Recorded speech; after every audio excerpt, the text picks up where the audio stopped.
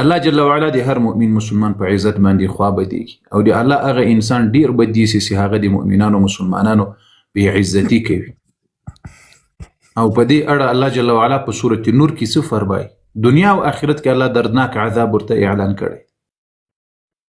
دنیا او آخرت ان الذين يحبون ان تشيع الفاحشه في الذين آمنوا لهم عذاب أليم في الدنيا والآخرة. دا پرون چې ویړم یوډم ځانونه وستلی دي دا خو دی الله قرآني وعده ورسره لهم عذاب أليم في الدنيا د دې لپاره دردناک عذاب د په دنیا کې هم دا عذاب الله ورته ښیي والآخرة او په آخرت کې بیا بیل عذاب د رب العالمین. الله اکبر. دا خو زه نه درته وایم دا رب درته وایي الله جل وعلا قرآن کې درته وایي. دا څومره د وسانو د لګانو عزت خرڅونکي چې په دې میډیا کې دي که توبه ونه کړي د رب جل الله به داسې لاره ورته را برابره کړي چې الله یې په عذاب کې راګیر کړي په دنیا کې. ګورې الله جل وعلا الله جل وعلا له موږ تاسو سره ګپ کوي نه کوي.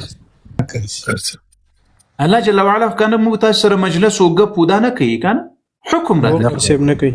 الله وايي ان الذين بشك هغه کسان يحبون ان تشيع الفاحشه چې دوی وای دا خوښي چې په مسلمانانو کې به حیايي خوره کړي نشر کړي لهم عذاب اليم في الدنيا د دوی لپاره درناک عذاب. دا به ټول په عذاب اخته کیږي دا یاد وساتئ.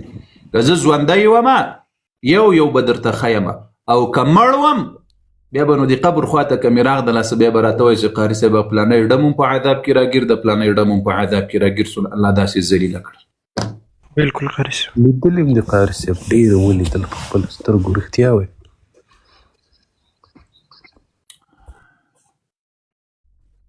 نو د موږ خوا ورباندې بدیږي بیا دا اوس وګورئ په دې میډیا کې دا پیشنمنټ ته که څه شی ورته وایي دا پنشمنټ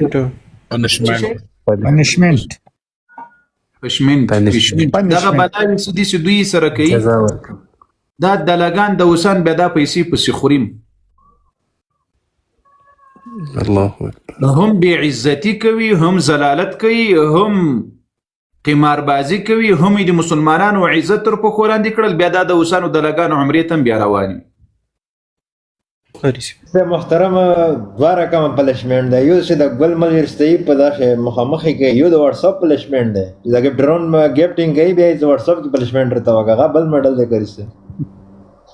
الله اکبر. الله قاري صاحب د تی اشاره کې کنه دغه اشاره مستوى کړله هغه پنشمنټ خو تاسو وویل هغه باندې زه ډېر له پخوا را خبر یم فالله قسم ای په والله بالله ثم تالله یو کس په غله لحظه ما ورته ویل لرې کړه دا شیان لرې کړه دا ډومانو دا د وسانو دلاګان دا لاندې وباندې زه پیژنم څه شی وباندې زه پیژنم لاندې وباندې ورباندې پوه نه شولاست.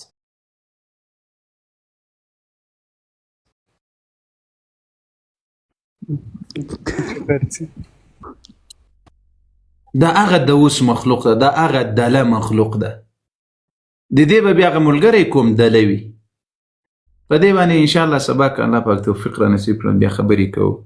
زموږ د ملګري دوستانو د دې لپاره نه راځي فقط چې هغه